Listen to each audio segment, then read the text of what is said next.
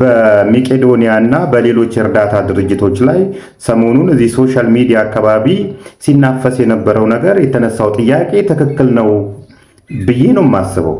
ምክንያቱም ከተነሱ ሀሳቦች መካከል የሁለቱን እንኳን ብናየው የመጀመሪያው እንደዚህ መቄዶንያ ያሉ የእርዳታ ድርጅቶች ከልመና ይውጡ ነው። ሙሉ ለሙሉ ከልመና መውጣት አይችልም። ቢያንስ የሆነ ገቢያቸውን ራሳቸው ያመንጩ ነው። ይሄ ሀሳብ መቄዶንያን ከመጥላት ወይንም ክፋት ከማሰብ የመነጨ አይደለም። እንዳውም እኔ መቄዶንያን የሚወዱ ሰዎች ናቸው ነው የምለው። ምክንያቱም ለምሳሌ ኢትዮጵያን አየር መንገድ ብንወስድ በአንድ ወር ግዢ ውስጥ ሰዎች ነው የነገሩኝ፣ በአንድ ወር የወተት ግዢ ውስጥ አራውንድ 1.5 ሚሊዮን ዶላር ወጪ ያደርጋል። ከዚህ ውስጥ 10% ብቻ ነው ከሀገር ውስጥ ፍጆታ የሚሸፍነው ብለውኛል። 90% መሸፈን ቢቻል እንኳን ምን ያህል ገቢ ማግኘት ይቻላል? ስለዚህ እንደነ መቄዶንያ ያሉ የእርዳታ ድርጅቶች ዲያሪ ላይ ቢሰማሩ አንድ እዛ ጋር የሚረዱ ሰዎች የተረጂነት መንፈስ እንዳይኖራቸው ያደርጋል። የራሳቸው ገቢን ያመነጫሉ።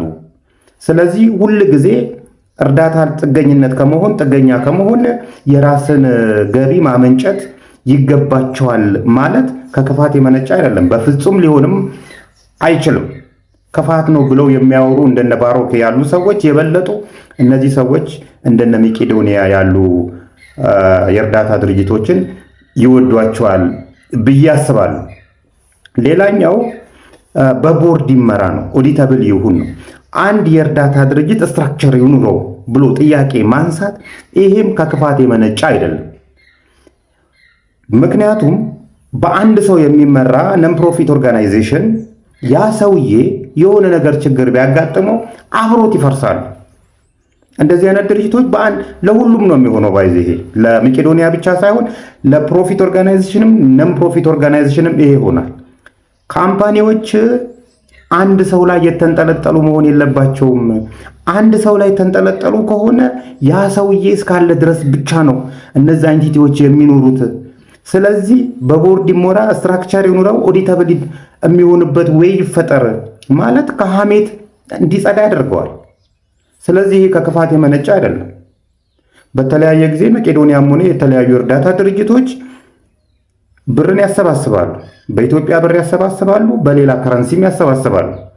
እነዛ ከኢትዮጵያ ብር ውጭ ያሉ ከረንሲዎች ወደ ኢትዮጵያ መጥተው በምን አይነት ሁኔታ እንደተመነዘሩ አሁንም ጥያቄ እናነሳለን እኛ ሀርት ቱ ሀርትን ጨምሮ ማለት ነው።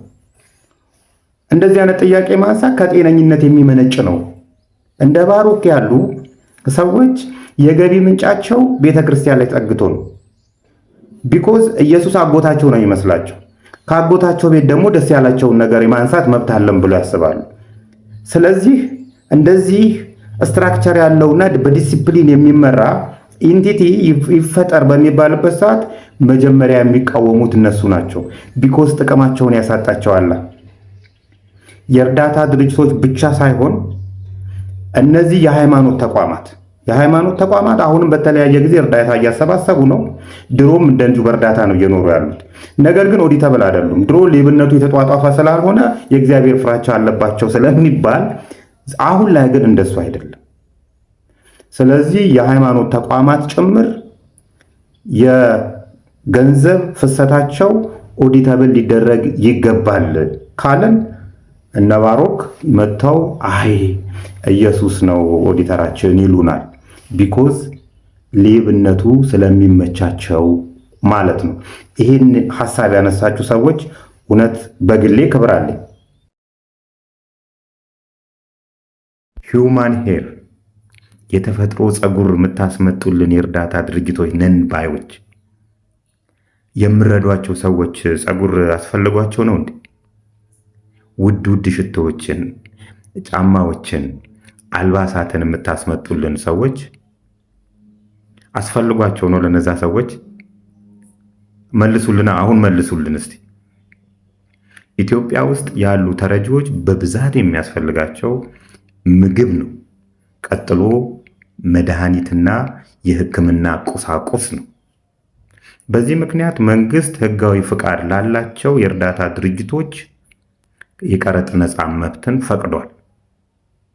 እናንተ ግን የምታስመጡልን ሽቶ ነው፣ ጫማ ነው፣ ከዚህ በፊት እኮ ራሱን የደሃ አባት ያስባለ ሰሞኑን እዚህ ቲክቶክ አካባቢ ሲያስለቅስ የነበረ በግድ እንዲያለቅሱ የተደረጉ ይሄ ሰው ጫማ ሲሸጥ ተገኝቷል እኮ ውድ ጫማ ከዱባይ አስመጥቶ ከከስተም አውቶሪቲ ሰራተኞች ጋር በመሆን ፍተሻ ላይ በምትሰሩት ሴራ የኮስሞቲክስ እቃዎችን፣ ፀጉሮችን እያስመጣችሁ እየጨበጨባችሁ እንደሆነ ደርሰንበታል።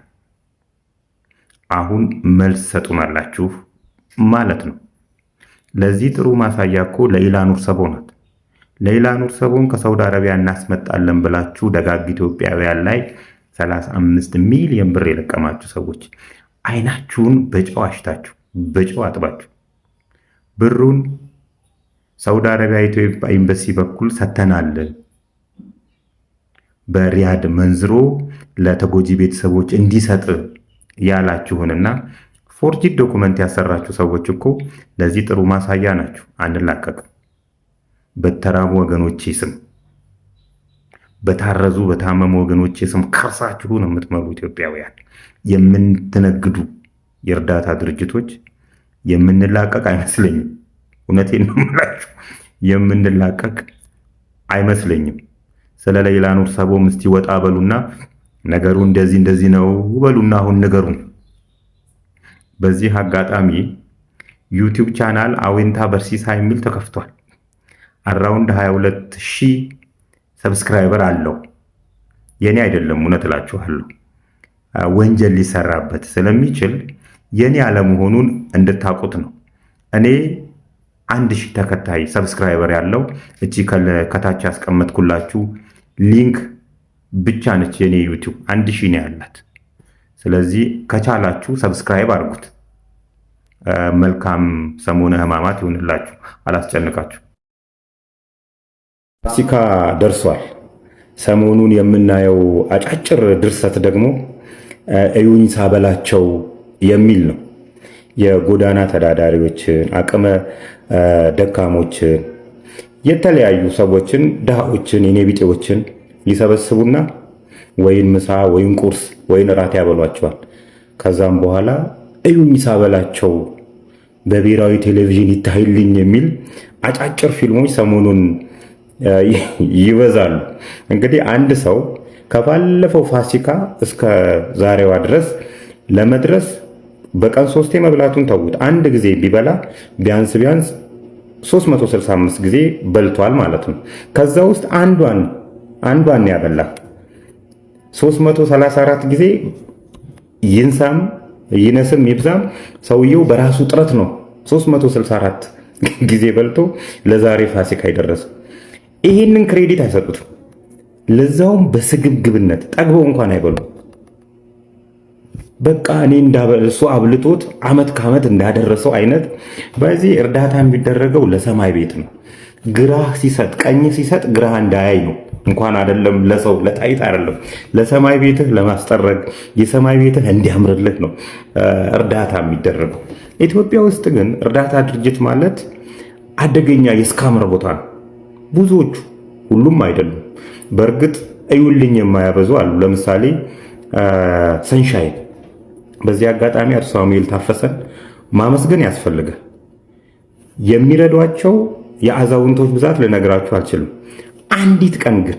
አንዲት ቀን እዩኝ ሳበላቸው እሱ እንደውም 365 ጊዜ እያበላ መኖሪያቸውን እያጠበ ልብስ እየተገዛ በቃ ስታንዳርዱን በጠበቀ ሁኔታ ነው እነዚህን አዛውንቶች የሚያኖረው።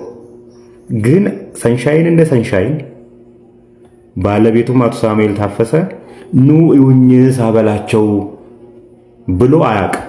ቢኮዝ እየሰራ ያለው ለሰማይ ቤቱ ስለሆነ ማለት ነው። ትምህርት ቤት አለው ባይዚ ሰንሻይን፣ ስታንዳርዳቸውን የጠበቁ ትምህርት ቤቶቹ ተከፍሏቸው ሳይሆን ለተማሪዎቹ ከፍለው አቶ ሳሙኤል ታፈሰ ለተማሪዎቹ ይከፍሏቸዋል። ደብረ ብርሃን ላይ ያለው፣ አክሱም ላይ ያለው፣ ነቀምት ላይ ያለው፣ ሶዶ ላይ፣ ጉራጌ ላይ ደግሞ 4 ትምህርት ቤቶች አሉ።